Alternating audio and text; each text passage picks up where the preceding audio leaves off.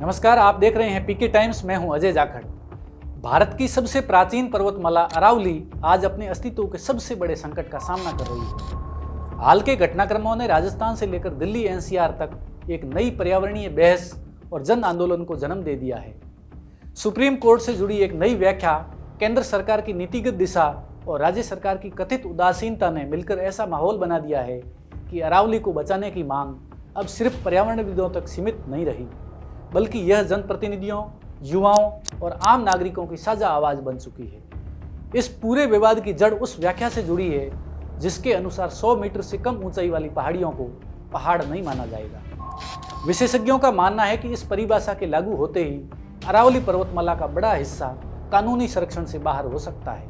इसका सीधा लाभ खनन माफियाओं, रियल एस्टेट लॉबी और बड़ी औद्योगिक परियोजनाओं को मिलेगा, जबकि इसके दुष्परिणाम राजस्थान, हरियाणा, दिल्ली और पूरे उत्तर पश्चिम भारत को भुगतने पड़ेंगे। अरावली पर्वतमाला लगभग 692 किलोमीटर तक गुजरात से दिल्ली तक फैली हुई है, जिसमें से करीब 550 किलोमीटर हिस्सा अकेले राजस्थान में स्थित है। यह पर्वत श्रृंखला केवल भूगोल का विषय नहीं है, बल्कि जलवायु संतुलन, वर्षा चक्र, भूजल रिचार्ज और जैव विविधता की रीढ़ मानी जाती है। पर्यावरण विशेषज्ञों का कहना है कि यदि अरावली न होती तो पश्चिमी और मध्य भारत का बड़ा भूभाग कब का रेगिस्तान में तब्दील हो चुका होता। इसी पृष्ठभूमि में राष्ट्रीय लोकतांत्रिक पार्टी के सुप्रीमो और नागौर सांसद हनुमान बेनीवाल खुलकर सामने आए हैं। उन्होंने नई दिल्ली में लोकसभा अध्यक्ष ओम बिरला से मुलाकात करके अरावली को बचाने के लिए संसद स्तर पर दखल की मांग रखी है। हनुमान बेनीवाल का साफ कहना है कि यह किसी एक पहाड़ी या क्षेत्र का मुद्दा नहीं है, बल्कि यह जन स्वास्थ्य, अर्थव्यवस्था और आने वाली पीढ़ियों के भविष्य से जुड़ा सवाल है। उन्होंने इस बात पर भी हैरानी जताई कि एक और सुप्रीम कोर्ट दिल्ली एनसीआर की हवा को हेल्थ इमरजेंसी बता रहा है, वहीं दूसरी ओर अरावली की ऐसी परिभाषा तय की जा रही है जो उसके विनाश का रास्ता खोल सकती है। हनुमान बेनीवाल ने यह भी चेताया कि पिछले कुछ दशकों में अरावली का जिस पैमाने पर विनाश हुआ है, उसने पर्यावरणीय संतुलन को बुरी तरह बिगाड़ दिया है। पर्यावरण से जुड़े जानकारों के हवाले से उन्होंने कहा कि अजमेर से झुंझुनू और हरियाणा के महेंद्रगढ़ तक अरावली में 12 से अधिक दरारें बन चुकी है, जिनमें थार रेगिस्तान की धूल दिल्ली एनसीआर तक पहुंच रही है। यदि यह सिलसिला यूं ही जारी रहा तो अरावली अपनी निरंतरता खो देगी और इसके दुष्परिणाम पूरे देश को झेलने पड़ेंगे। वहीं शिव विधानसभा क्षेत्र से विधायक रविंद्र सिंह भाटी ने इस पूरे मुद्दे को विकास के नाम पर विनाश की राजनीति करार दिया है। उनका कहना है कि अरावली को कमजोर करने वाली यह प्रक्रिया केवल कानूनी शब्दों का खेल नहीं है, बल्कि इसके दूरगामी परिणाम राजस्थान, हरियाणा और दिल्ली के पर्यावरणीय भविष्य को सीधे प्रभावित करेंगे। विधायक रविंद्र सिंह भाटी के अनुसार अरावली 300 से अधिक जीव जंतुओं और पक्षियों का प्राकृतिक आवास है, लाखों पशुपालकों के लिए चारागाह है और बनास, साबरमती और लूणी जैसी नदियों का उद्गम स्थल भी है। विधायक रविंद्र भाटी ने फॉरेस्ट सर्वे ऑफ इंडिया के आंकड़ों का हवाला देते हुए बताया कि देश में मैप की गई 12,081 पहाड़ियों में से केवल 1048 ही 100 मीटर ऊंचाई के मानक पर खरी उतरती है।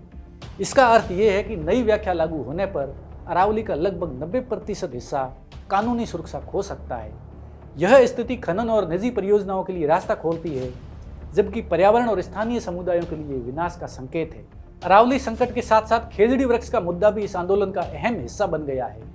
खेजड़ी, जिसे राजस्थान का राज्य वृक्ष माना जाता है और जो रेगिस्तानी पारिस्थितिकी तंत्र की जीवन रेखा है, आज योजनाबद्ध कटाई का शिकार हो रहा है। सरकारी और जमीनी आकलनों के अनुसार सोलर और औद्योगिक परियोजनाओं के नाम पर अब तक लगभग 26 लाख खेजड़ी के पेड़ काटे जा चुके हैं और आने वाले समय में करीब 50 लाख और पेड़ों की कटाई की तैयारी है। विशेषज्ञ बताते हैं कि एक पूर्ण विकसित खेजड़ी के बराबर पारिस्थितिकी संतुलन तैयार होने में लगभग 100 वर्ष का समय लग जाता है। पर्यावरणविदों के अनुसार एक पेड़ औसतन 1200 किलोमीटर ऑक्सीजन प्रति वर्ष देता है। इस हिसाब से अब तक काटे गए खेजड़ी के पेड़ों से हर साल मिलने वाली लगभग 25 करोड़ किलोलीटर ऑक्सीजन हमेशा के लिए खत्म हो चुकी है। इसके साथ ही तापमान में 3 से 4 डिग्री तक की वृद्धि दर्ज की गई है, जिसका सीधा असर बारिश के पैटर्न, जीव जंतुओं के अस्तित्व और ग्रामीण अर्थव्यवस्था पर पड़ रहा है। इन्हीं कारणों से राजस्थान के युवाओं में अरावली को लेकर अभूतपूर्व जागरूकता देखने को मिल रही है। बढ़ता तापमान, गिरता भूजल स्तर, घटती वर्षा और भविष्य की अनिश्चितता ने युवाओं को यह समझा दिया है कि अरावली बचेगी तभी राजस्थान बचेगा। सोशल मीडिया से लेकर सड़कों तक #अरावली बचाओ और #खेजड़ी बचाओ जैसे अभियान इसी चेतना का परिणाम है। प्रदेश की भजनलाल सरकार पर भी सवाल उठ रहे हैं कि वह पर्यावरणीय मुद्दों को लेकर गंभीर क्यों नहीं दिखती। एक और बजट 2025-26 में 250 करोड़ रुपए की हरित अरावली विकास परियोजना की घोषणा की जाती है, वहीं दूसरी ओर उसी अरावली को खनन और निजी परियोजनाओं के लिए खोला जा रहा है। यही विरोधाभास सरकार की नीयत पर सवाल खड़े कर रहा है। वहीं केंद्रीय पर्यावरण मंत्री भूपेंद्र यादव का कहना है कि सरकार विकास और पर्यावरण संरक्षण के बीच संतुलन बनाने की कोशिश कर रही है और अरावली के संरक्षण के लिए योजनाएं चल रही है।